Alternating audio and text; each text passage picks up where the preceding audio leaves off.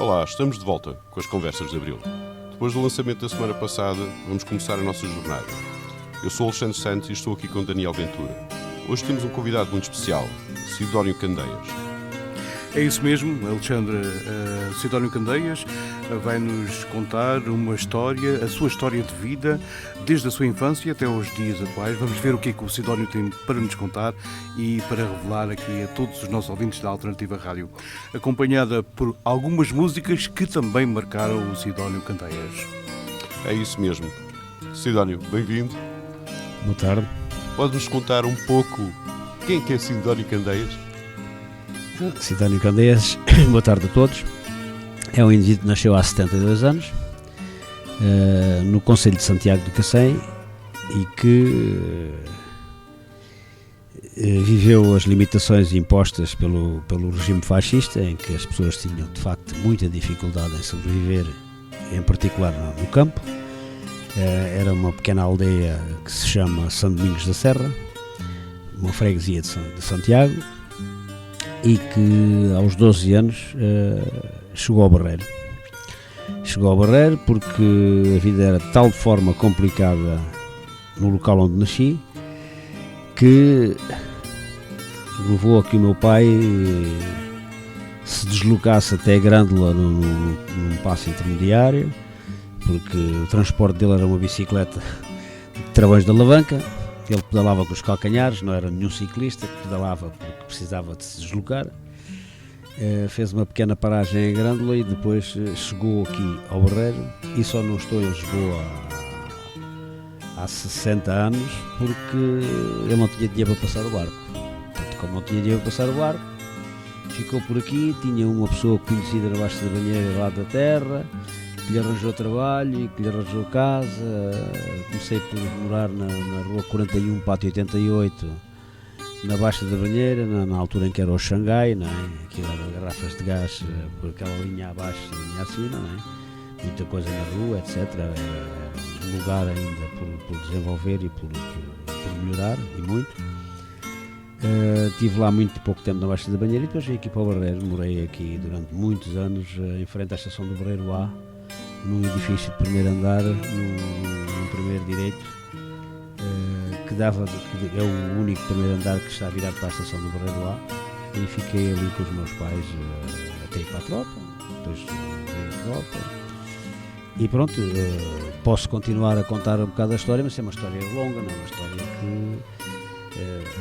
Trabalhei aqui no Barreiro, na mercearia do Xavier, que é aqui em frente ao Campo do Luz. Havia ali uma mercearia, que na altura era como se fosse um grande supermercado, era uma grande mercearia. Eu trabalhei ali com 13 anos, coisa assim. Depois trabalhei em Lisboa também num lugar de frutas, e depois veio a aprendizagem. Queria aprender mecânico ou bate-chapa, uma coisa qualquer, e acontece é que arranjei lugar na rua Barão Sabrosa. Não foi Barão Sabrosa, foi uma transversal, uma perpendicular a Barão Sabrosa, do lado direito, quem sobe da Moraes Soares, que era Alberto Pimentel. Trabalhei aí na aprendizagem, depois daí fui para Campo Lido. Trabalhei em vários sítios em Lisboa, mas comecei a fazer uma coisa que comecei a gostar daquilo que fazia, e assim passei 50 anos a trabalhar como bate-chapa. Para além disso, também tens uma participação muito ativa naquilo que diz respeito ao movimento associativo popular. Neste momento, quais é que são os projetos que tens em mão? Projetos, não tenho grandes projetos e estou, posso dizer, muito decepcionado com o tipo de associativismo que tenho vindo a desenvolver nos últimos 3 anos na Associação de Reformados do Barreiro, da qual sou presidente. Portanto, tenho algumas dificuldades em aceitar comportamentos de alguns diretores, e as dificuldades são muitas para uma equipa com conhecimentos associativos e unida, que depois se agravam quando há desconfianças, quando há situações menos corretas entre os próprios dirigentes, que deviam ser um exemplo associativo. Quando as pessoas se candidatam a servir o associativismo, não se devem servir dele, e isso é mal entendido pela maioria das pessoas, pelo menos naquela associação em que as coisas não se passam minimamente como deviam. e apesar de muitas limitações que fui criando, situações menos bonitas e menos boas, continua a haver problemas e continuamos com muita dificuldade, e parece-me que as dificuldades aumentam todos os dias, e portanto eu estou convencido de que o encanto que tive pelo associativismo, que desenvolvi durante 30 anos na Suíça, 32 anos, e que vim de lá com as baterias carregadas, por tudo o que foi feito em termos de federações, comissão de pais, associações, conselho do país, sei lá, todo o género de associações e de coletivos que defendiam as pessoas. No caso das comissões de pais são as crianças e os respectivos pais, nas associações são os associados, nas federações são as associações, e assim sucessivamente. No Conselho do País são a comunidade portuguesa, nas organizações de imigrantes a nível nacional, onde estavam mais de 130 ou 140 países que vivem na Suíça, portanto, pessoas originárias de mais de 100, neste momento se calhar são mais de 150 ou 170 países. Quase todos os países do mundo estão na Suíça. E trabalhei muito nesse campo, e vim de lá com alguma experiência muito diversificada no campo associativo, e quando cheguei aqui e me propuseram fazer parte da Associação de Reformados, eu que sempre considerei os mais velhos como pessoas com um estatuto diferente dos mais novos, não é? Pelo seu saber, pela sua experiência, etc. Fiquei de certa forma feliz inicialmente, mas à medida que comecei a ver como é que as coisas funcionavam, comecei a não sentir bem o casaco que tinha vestido, e continuo nesse prisma. Hoje tenho algumas dificuldades e sinto-me uma pessoa já com algum handicap. Eu também nunca tive 72 anos, é verdade, e os 72 não são 71 nem 70, mas que aquilo que mais me preocupa nos dias de hoje é a forma pouco desinteressada no meio associativo. Portanto, isto belisca-me um bocado. Eu não passei por estas situações, vi as coisas com um outro prisma, trabalhei com gente com muita capacidade, com gente com muito conhecimento, e nunca vi nada daquilo que já vi aqui. E por conseguinte, tudo isto choca com a minha maneira de ser e de estar, e eu não consigo de facto reunir consensos, porque não sou homem de consensos, e é um pouco isto. Ok. Há pouco estavas a partilhar connosco que desde muito jovem que começaste a trabalhar, em que foste experimentando várias profissões, e a dado momento falaste do fui aprender. O que é que tu foste aprender? E como foi a tua infância? A minha infância foi uma infância complicada. Portanto, eu só pude estudar até à 4ª classe inicialmente. Só depois de estar aqui no Barreiro e depois do 25 de Abril é que estudei à noite até ao 10º ano na Escola Alfredo da Silva. Fiz o curso geral de mecânica completo e depois queria continuar. Mas efetivamente eu estava tão farto de certas situações na política portuguesa, na forma como a recuperação capitalista se estava a dar desde 76, com o primeiro governo constitucional, que o ano em que o Sá Carneiro foi cremado no aeroporto da Portela, eu abandonei a escola. Depois há algumas discussões lá com alguns tipos que tinham um prisma diferente do meu filme, e já estava farto de ir para lá à noite, e abandonei a escola. Portanto, a escola depois daí, isto foi em 80, deu-se nos anos 80, no mês de novembro, salvo erro. E as coisas, eu trabalhava, estava estabelecido aqui no Barreiro, comecei com uma sociedade cooperativa autooperadora do Barreiro, ali perto da antiga fábrica de chocolates Tagides, nas traseiras da Praça de Gomes Amorim. E depois tive que enfrentar uma situação menos normal para o meu gosto, que foi passar a uma sociedade, porque as pessoas que eu convidei para a cooperativa acabaram por como se costuma dizer, ler a corda. Ou seja, preocupavam-se mais com o seu bem-estar do que com o trabalho, e o outro, os dois, posso dizer os dois, mas fizeram uma análise errada, porque eu é que os tinha convidado para lá e todas as ferramentas e conhecimento que eu tinha foram postos ao serviço dos 4 como membros de acesso à sociedade cooperativa. Quando eles começaram a criar atitudes graves, comecei a descobrir que um deles, nós não tínhamos estufa nenhuma, não é? Pintávamos algumas coisas dos carros e havia muita poluição lá dentro e tal. Comecei a ver que o mecânico que se afastava e desaparecia do local cada vez que o ambiente não era bom. Ia passear até que o ambiente melhorasse. O sócio, não é? E depois também comecei a ver mais tarde que o outro pintor, que assim que eu tinha uma abertazinha, era um viciado a jogar às cartas, estava a jogar às cartas na taberna e nós à procura dele para tratar dos problemas.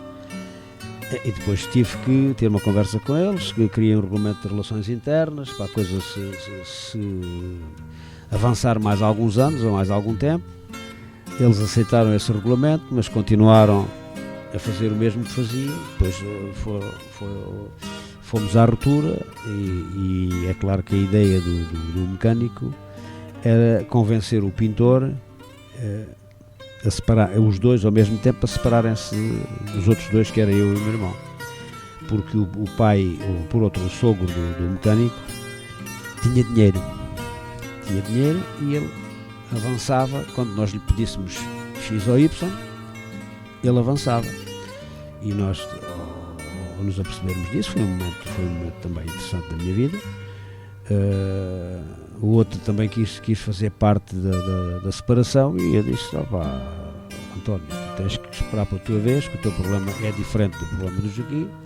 Eu vou tratar do problema com o Joaquim vai-me dizer quanto é que ele quer para se ir embora e depois o teu caso vai a seguir, porque o que eles queriam era os dois ao mesmo tempo, criar ali uma situação de ruptura connosco, não tínhamos dinheiro para dar aos dois e eles tomavam conta daquilo. Era a jogada inicial.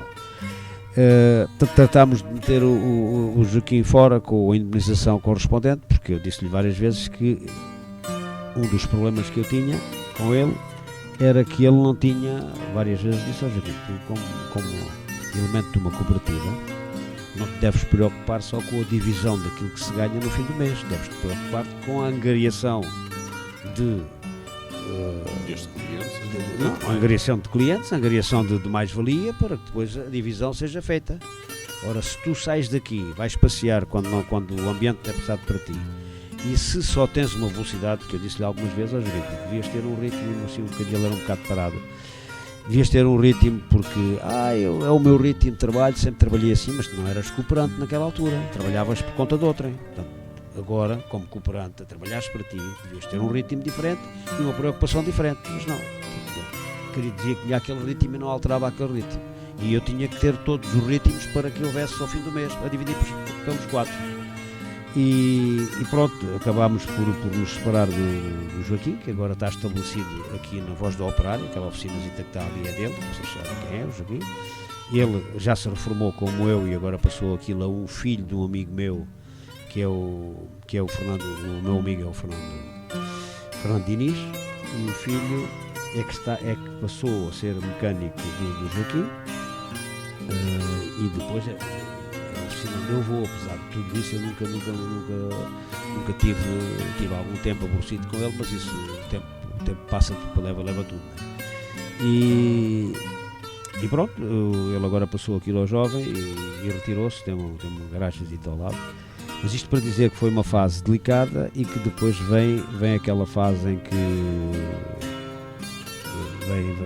em 85, 87, portanto, nos anos 80, a seguir aos anos 80, portanto, houve ali aquela invenção que é atribuída ao Mário Soares, que foi os salários em atraso, e as grandes empresas do distrito e do concelho deixaram de pagar a tempo e a horas aos trabalhadores, e eu, como vivia com um grande leque de clientes, meus amigos e meus camaradas e por aí fora, e aquilo era assim, era tudo muito limitado e era preciso muito trabalho e muita perseverança naquilo que se fazia, porque para os amigos o preço era sempre reduzido, a qualidade do trabalho era mantida, porque a condição económica não era boa. Depois deixaram de receber, pior ainda, E quando havia qualquer coisa por parte das companhias de seguros, o amigo queria também que se fizesse a parte da frente ou a porta do outro lado e tal, onde se podia ter lucro, desaparecia naquela fase, porque o amigo precisava de mais uma reparação, pagava à companhia de seguros e havia uma margem que devia ser para o reparador, era para eles. E isto levou-me em 87 a ajustar a minha vida e a perceber que se calhar teria que ir embora daqui para criar os meus filhos com um pouco mais de folga. E foi isso que aconteceu. E que música que poderíamos aqui pensar durante este período que alavancou uma mudança em ti? Não, a minha mudança em mim, digamos assim, o meu pai foi sempre um revolucionário, à sua maneira, um homem analfabeto,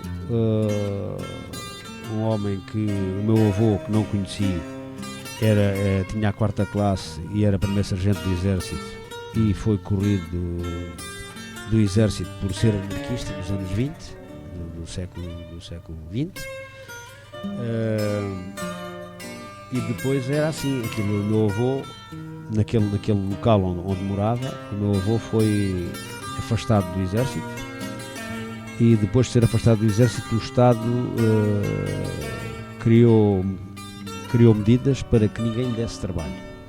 Era assim que se puniam aqueles que eram contra, puniam-se assim. Portanto, as pessoas já não tinham nada. O meu avô, com a 4ª classe, deixou 7 filhos, quase todos eles analfabetos. Acho que só uma das minhas tias é que aprendeu a ler. De resto, ficaram todos analfabetos.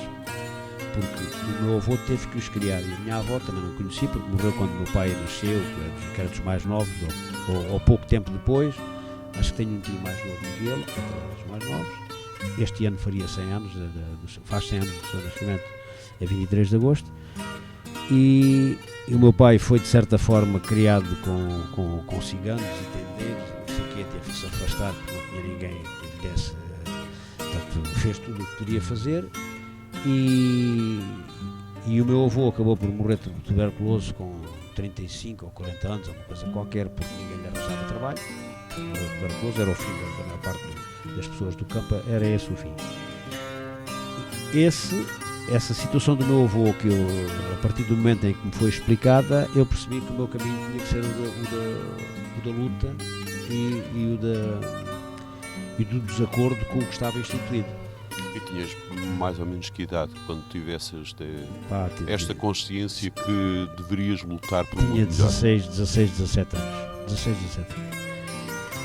Depois, aqui no Barreiro, a minha mãe acabou por fazer limpeza na casa de José Augusto, que verifica aqui no Barreiro. Conheceu a família Porfírio, o Porfírio lá da Casa de Móveis. Portanto, eram gente de esquerda, mas que nós não imaginávamos que eram tão à esquerda como pensávamos. Eles não nos podiam dizer nada, porque aquilo era muito grave, transmitir a alguém a não ser pelo comportamento das pessoas, que era diferente da maioria. Nós não sabíamos que eram boas pessoas, que eram pessoas que se preocupavam com as dificuldades dos outros, que eram pessoas diferentes. A mãe, a Natália Porfírio e o António Porfírio, que eram os pais, aliás, eram e são os pais da Ana e da Maria João. Andei com elas ao colo, em particular a Ana, e foi aí que eu ganhei consciência. Depois tive aqui 2, 3 anos em que vivi os 1º de maio com a malta e corria à frente dos cavalos com eles, sem perceber porque é que corria, mas a malta corria para aqui e para ali, e vi malta entrar nos autocarros com o guarda mesmo quase a apanhá-los, e os chofés dos autocarros abriam as portas, naquela altura eram pneumáticas, que fazia barulho a abrir e a fechar, lembra-se? E os gajos abriam as portas com autocarros andamentos e a malta enfiava-se lá para dentro, independentemente da forma como enfiassem a cabeça lá para dentro ou o corpo.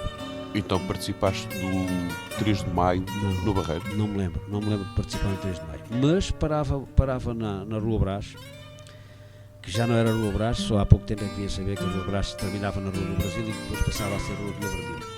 E ali havia um café, havia uma taberna, que era a Taberna 73, ainda lá está agora outra coisa, e havia o café do Manuel Pedro Chumbo de Campo Maior, onde eu parava com aquela malta toda jovem, dos matraquilhos, bilhares e não sei o que havia lá, um bilhar.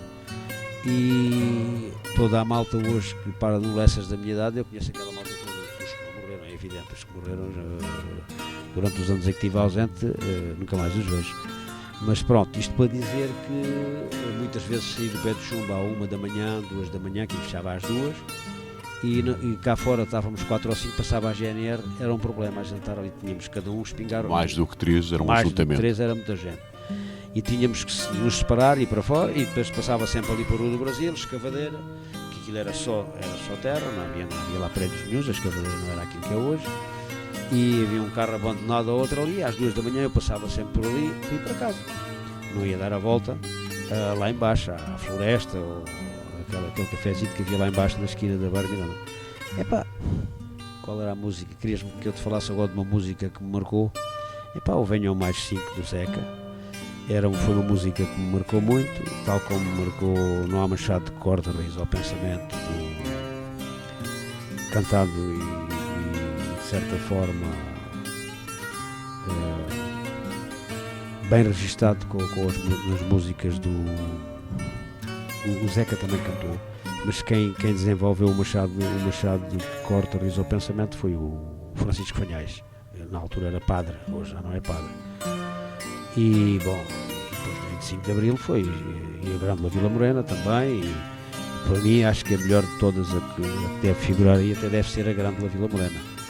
Agora, depois disso, é claro que a qualidade e a quantidade da música de intervenção teve um grande impacto na vida dos portugueses, naquele período revolucionário que foi desde 25 de Abril de 74 a 25 de Novembro de 75, e mesmo depois continuou a passar, mas eles foram cortando, e hoje tens aí cantores como o Fernando Tordo, o Paulo de Carvalho, o Fausto, o Zeca na altura, o Fanhais, sei lá, o Carlos Paulo, mesmo o Carlos do Carmo, o Paulo de Carvalho e o Luís Cília e tantos outros que deixaram de passar à medida que os governos constitucionais se foram implantando e modificando sempre, ou com maioria PSD ou PS, ou conjunta, ou com o CDS, até o Cavaco teve 2 maiorias e por aí fora. Isso foi sempre tudo muito retirado da rádio, e se nós já éramos um país em que a anglofonia existia muito no nosso meio, inclusive os estrangeirismos com o inglês, não é? Ainda hoje é difícil escrever-se um texto, mas se mete lá 2 ou 3 doutoradas em inglês. E pronto, e a partir daí as coisas foram saindo. Os jovens de hoje com 10, 15, 20, 30 anos, muitos deles não conhecem as músicas do Paulo de Carvalho, não conhecem as músicas do Fernando Tordo, não conhecem as músicas do Pedro Barroso, e muito menos do Francisco Fanhais e do Zeca. Bom, do Zeca depois ainda se passou e levantou-se aí um bocado a situação do Zeca, porque faleceu numas condições muito particulares e com muito pouco peso, os braços do Fernando Tordo ainda por cima, e foi uma pessoa deixada ao abandono, em que só os amigos é que portanto, se solidarizaram com ele, aqueles mais íntimos, e atenuaram o sofrimento que ele teve com essa doença, conhecida por doença dos pezinhos, mas que tem um nome técnico que eu agora não me lembro.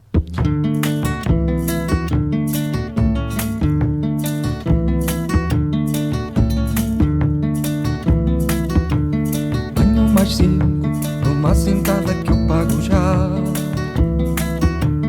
Do branco ao tinto, se o velho estica eu fico por cá. Se tem má pinta, dá-lhe um apito e põe-no a andar. De espada à cinta, já creio que é rei da quem dá limar. Não me obriguem a vir para a rua gritar, que é já tempo de embalar a trouxa e zarpar.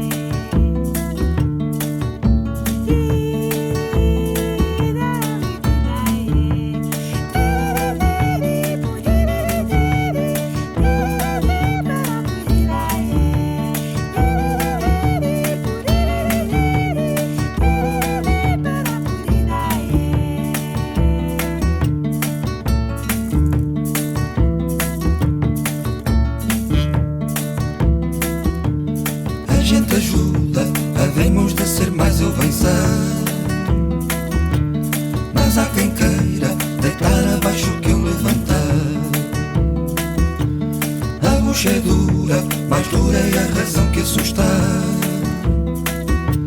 Só nesta rusga não há lugar para os filhos da mãe.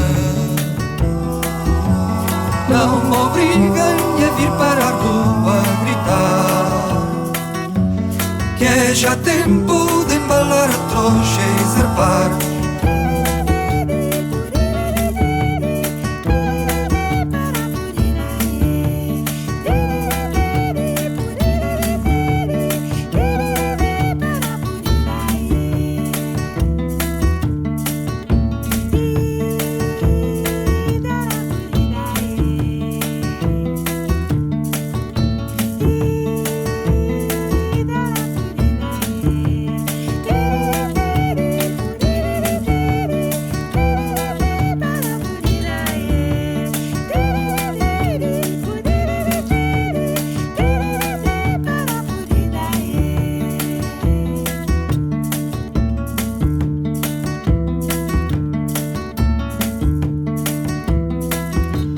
Bem me diziam, bem me avisavam como era lá.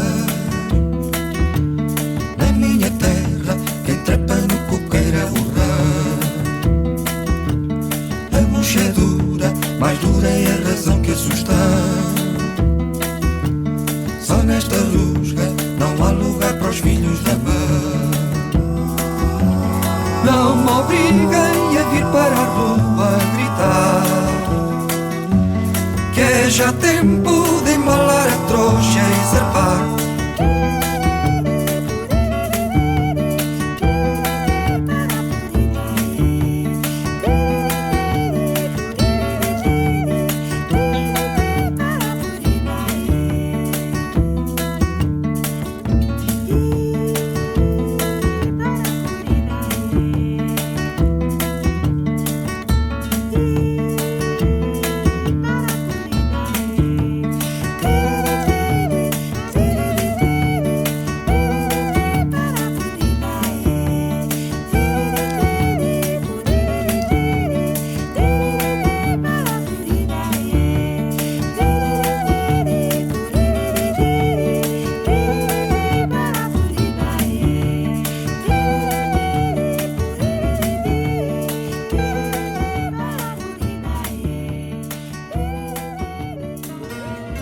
Há pouco falaste-nos da tua experiência até aos 17 anos. Passaste aqui um momento que foi o quando tiveste de cumprir o serviço militar. Foi propositado. Como é que uma pessoa que se apresenta como sendo alguém que tem uma forma de pensar diferente, que é irreverente nas suas ideias, que muitas das vezes procura desafiar aquilo que é considerado o normal, como é que foi o cumprir o serviço militar? O serviço militar trouxe-me à consciência aquilo que era o Estado fascista, porque eu em 73 fui assento à praça no mês de março em Lagos, como condutor auto, e a psicologia que os ferriéis e os sargentos davam àquela malta que estava na recruta era levantar-nos às 2 da manhã, 3 da manhã, 4 da manhã, não importa quando. Tem 2 minutos para estar na parada, os últimos 2 começam a apagar, ou os últimos 5 começam a fazer flexões e nada disto. Quando tu estás a dormir à meia da noite e naquela altura tu não tens preocupações, dormes bem e te dizem para estar na parada no inverno, isto é em pleno inverno, né? Em Lagos, que é muito ventoso, e tens 2 minutos ou 3 para estar na parada, aquilo é uma aflição. Toda a malta se quer despachar para não ser o último. E depois começas a receber psicologia de guerra. Vocês já sabem que 90% ou 95% de vocês vão ser mobilizados para o ultramar. É na guerra. Vocês vão ter, a maior parte de vocês vai vir de lá com estropiada. Alguns ficam lá. E isto é uma psicologia dada à meia-da-noite a preparar a malta para a guerra. Eu tive lá casos de conhecer-me um jovem na recruta de Vinhais, que é em pleno coração de Trás-os-Montes, lá para cima, Trás-os-Montes Norte, que a gente não percebia aquilo que ele dizia. Ele tinha um problema de dicção, para além de não ter se calhar instrução nenhuma, não se percebia o que aquele desgraçado dizia. Era mirandês. Mirandês, pois, mirandês. Mirandês. Pois, falava mirandês, provavelmente, que nem falava aquela parte exatamente do mirandês. E pronto, aquilo era um bocado de terrorismo verbal que aquela gente que dava a recruta fazia. E depois de fazer ali a instrução auto em Lagos, passado 3 meses fui mobilizado. Não fui mobilizado, fui para Santa Margarida, para o R6 no Porto. E passei de um quartel, que eu nunca tinha conhecido quartel nenhum, que achei que não era bom nem era mau, não tinha grau de comparação o quartel em Lagos com nenhum. Passei para o R6 e achei o R6 no Porto, na Senhora da Hora. Já comparei o R6 com Lagos e achava que o R6 era um quartel extremamente asseado, limpinho, muito disciplinado. Naquela altura disciplina era o que não faltava nos quartéis. E no R6 chamou-me a atenção. Havia lá um capitão que chamava-lhe o Sapo, que era um tipo baixinho, com a cara muito larga e tinha os olhos claros e o tipo parecia um réptil. Chamava-lhe o Sapo. E era um tipo muito duro com os praças, com os militares. Porque os oficiais superiores também eram muito duros com ele. Porque esse capitão, que era um oficial superior, mas que era um subalterno dos coronéis e dos gajos lá. Era um quartel grande, era uma preparação, era para a especialidade, portanto, passámos da recruta à especialidade. E depois o que me marcou de certa forma também foi que havia muita higiene, por um lado, mas havia percebejos por outro. Uma coisa que eu nunca soube se havia percebejos em Lagos. Isso nunca soube. Tive ali 3 meses apenas e é verdade que na parada tínhamos um comandante no R6 que era o Passos Moris, que foi responsável pela GNR a nível nacional a seguir ao 25 de Abril. Era um tipo ou originário de tendeiros ou de ciganos, portanto escuro de pele, com pinta mesmo de cigano, portanto aquele tipo de cigano que não engana.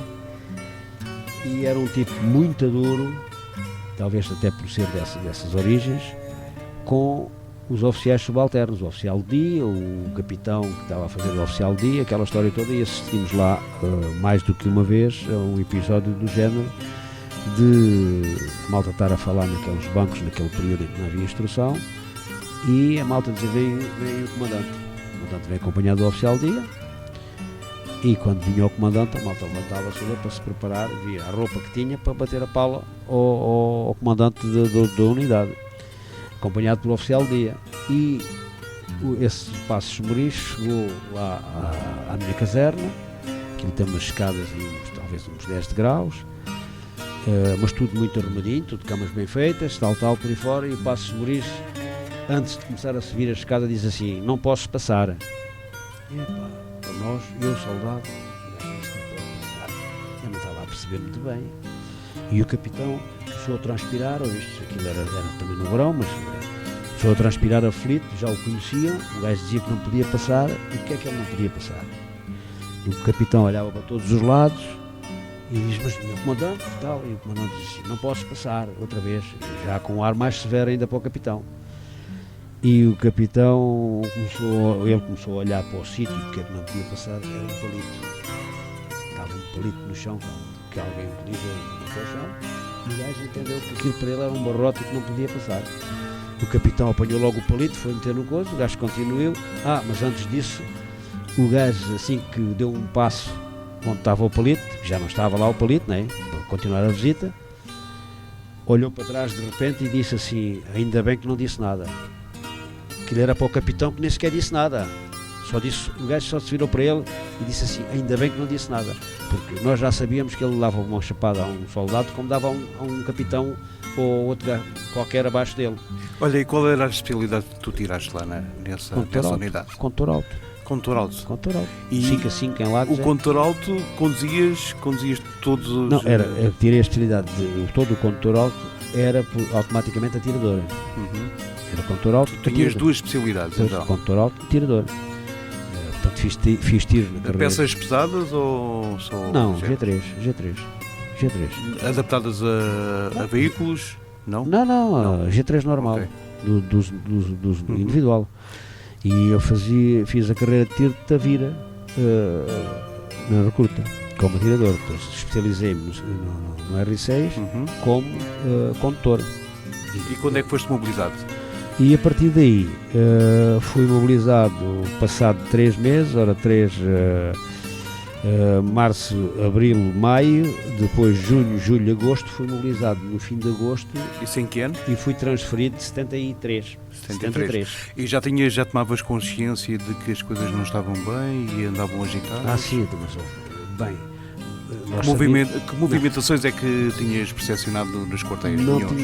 Sabia que havia uma disciplina e que havia uma nervosidade. Aquilo era resultado da nervosidade que havia entre oficiais.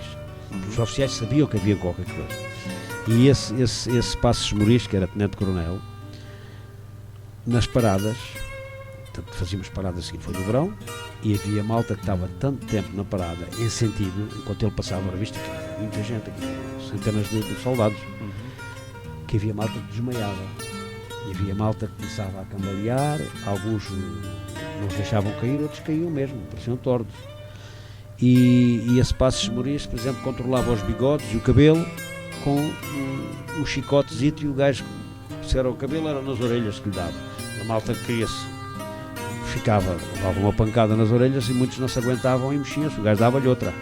Portanto, aquilo não se podia mexer, e para o bigode era no nariz, porque ele tinha um bocado de cabedal na ponta, e o gajo dava-lhe uma trancada porque o bigode estava muito grande.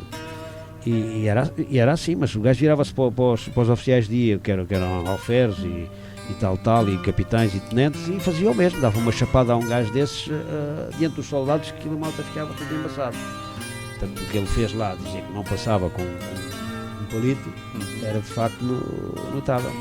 Foram, portanto, momentos de dureza, Sim. mas acredito também de cabradagem entre os vários companheiros que tiveste. Sim. Que música é que vocês ouviam nessa altura? Opa. E que vos alegrava e que vos dava esperança? Ou não havia música? Não, A ausência da música? Eu não ouvia nada, não sabia, eles não deixavam fazer nada nas casernas, não havia música nenhuma. A malta podia nos recreios jogar um bocadinho à bola, aqui e ali, mas pouco mais, beber uns copos quando havia um bar, uma coisa qualquer. Mas nas saídas, quando estavas de licença do quartel, ias até ao Porto, passeavas no Porto, certamente, com os teus camaradas de armas, e ouvias uma música ou outra, que era da altura. Sim, mas passava na rádio. Sim, mas passava na rádio, mas aí ouvias a Rádio Moscovo, não ouvias mais nada. Coisas normais na rádio, tinhas quase tudo censurado.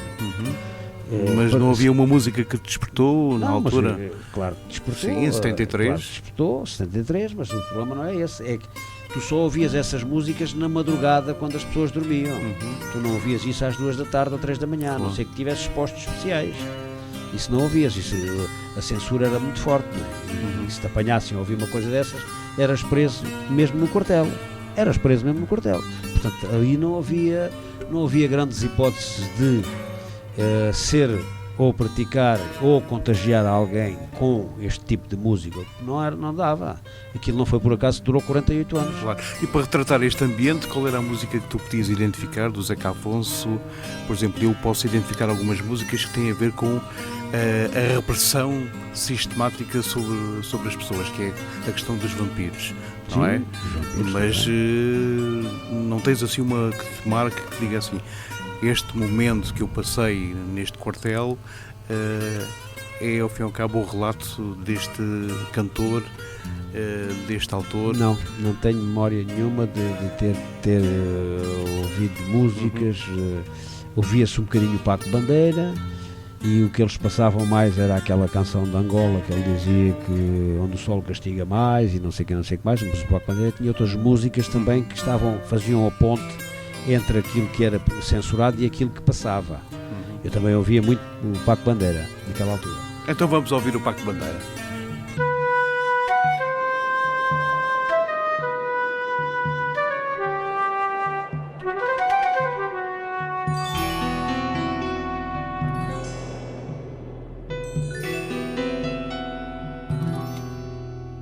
Quem nunca viu, quem nunca andou a combater, não dá valor nem faz ideia ao que é sofrer, ter de matar para não morrer, saber sofrer sem chorar, saber chorar a sorrir.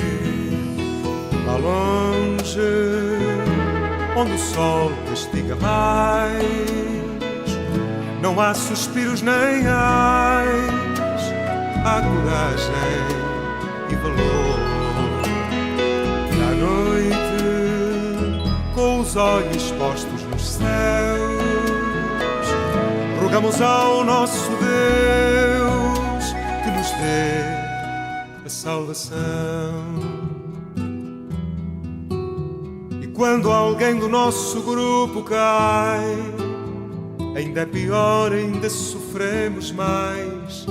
Faz-nos sentir, faz-nos pensar. Talvez da próxima vez seja eu quem vá tombar. Lá longe, onde o sol castiga mais, não há suspiros nem ais, há coragem e valor. E à noite, com os olhos postos nos céus, rogamos ao nosso Deus que nos dê a salvação.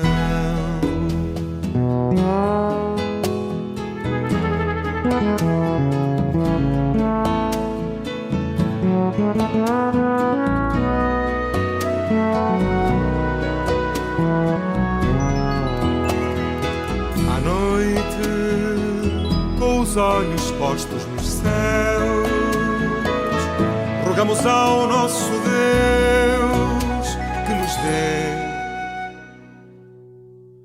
a salvação.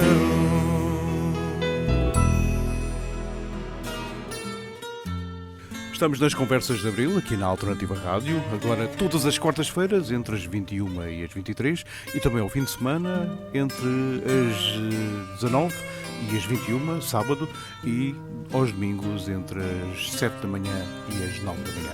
Já sabe, uma realização e apresentação de Alexandre Santos e Daniel Ventura. Conversas para durar, conversas para falar sobre os momentos do antes e depois do 25 de Abril, não é assim, Alexandre? É mesmo isso. Há pouco estávamos aqui a falar, portanto, da tua mobilização na segunda metade do ano 73. Como é que foi a tua experiência com a mobilização?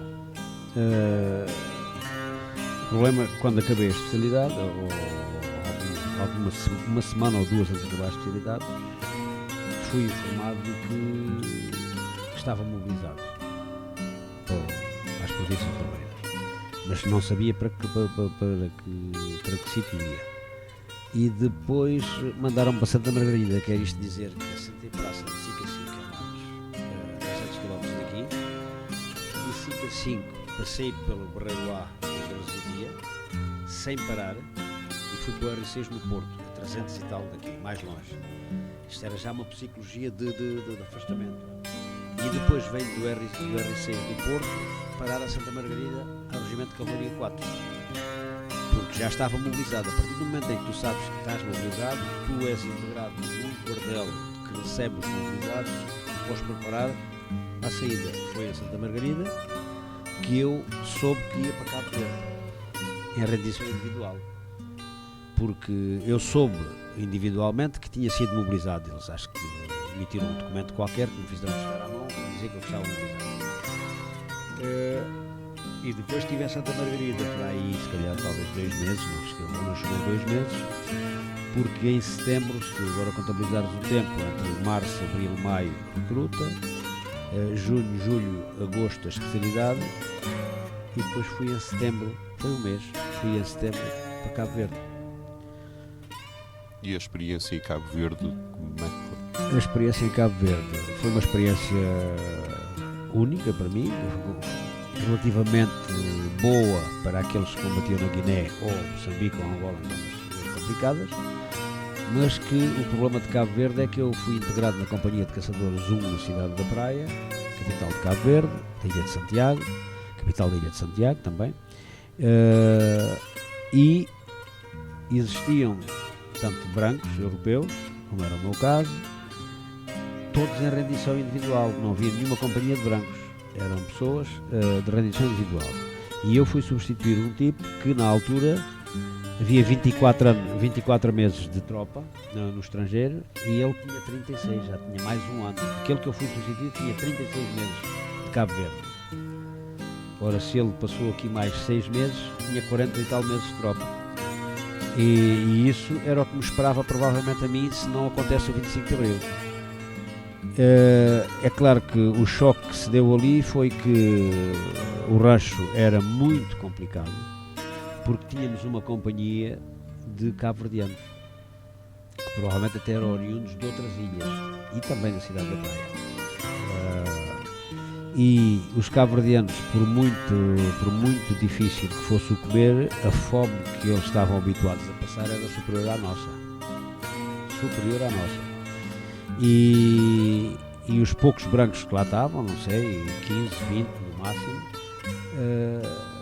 tínhamos problemas em comer cachupa, aquele milho cozido que eles faziam, tartaruga, ou atum, ou isto ou aquilo. A malta tinha mal confeccionada, a malta tinha dificuldades em comer aquilo. E não se podia fazer um levantamento de rancho porque eles comiam todos aquilo. Também comiam dentro de queixal, a maioria, que havia descontentamento. Mas era impossível ali fazer uma reivindicação de melhoria do comer quando a maioria aceitava aquilo que lhe era dado. E depois tive conhecimento que uma boa parte dos poucos europeus que estavam em Cabo Verde não acabavam a comissão porque vinham tuberculosos ao fim de alguns meses, ou um ano e tal, coisa assim, vinham tuberculosos para a Europa por causa daquele problema. Bom, eu sabendo e vendo aquela história, acabei por, não sei se não chegou um ano de forma nenhuma, portanto eu fazia condutor-dia, quando estava de condutor-dia, ia despejar os unimogos. A coisa que mais me chocou até hoje na minha vida foi isto que eu vou contar agora. Eu agarrava naqueles latões grandes que existiam, cheios de restos de comer, onde a malta metia, não havia depósito de vasilhame, bebíamos as cervejas, mandávamos lá para dentro, aquilo batia uma nas outras, partia-se tudo, era só vidro, e cuspíamos, a malta que fumava, que eram muitos, mandavam para lá beatas, escarravam, faziam aquilo que tinham a fazer, não é? E depois, quando eu estava de condutor-dia, agarrava num limão para ir despejar aquilo, que não havia sítio para despejar aquilo a não ser na natureza. O que é que acontece? Não havia ervas quase nenhumas em Cabo Verde. Havia 9 anos que não chovia. Quando eu lá estive, havia 9 anos que não chovia. Quase como dizem os locais. O Cabo Verde, a imagem que eu tenho de Cabo Verde é pedras, torrões e zonas áridas, muito secas, não se comparando a um deserto, por ter pedras e ter torrões.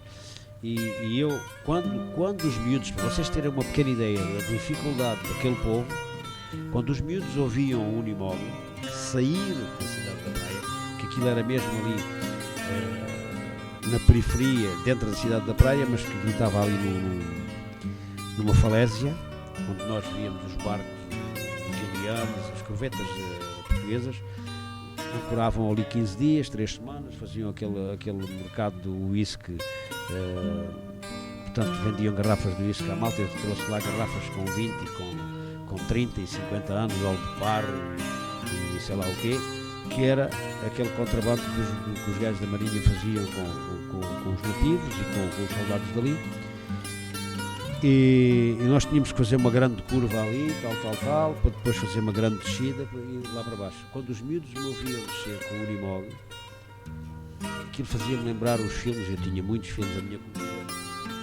Eu li muito livro de cowboys, coleção 6 balas, daqueles de 60 páginas, como li aqueles 2 quadradinhos, a banda desenhada, com o Bill Tequi, do Kit Carson. Era só cultura americana, portanto nós tínhamos a injeção logo de jovens. Aquilo só conhecíamos eram os filmes americanos e mais nada, que toda a gente conhece no mundo. Hoje não sei se é assim, em determinados países pode não ser assim, mas era assim que se passava.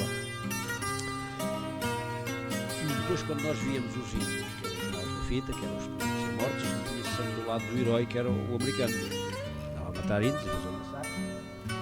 E eu via os miúdos naquela colina, os gajos metiam-se todos em linha na colina, como se fossem, para mim eram como os índios.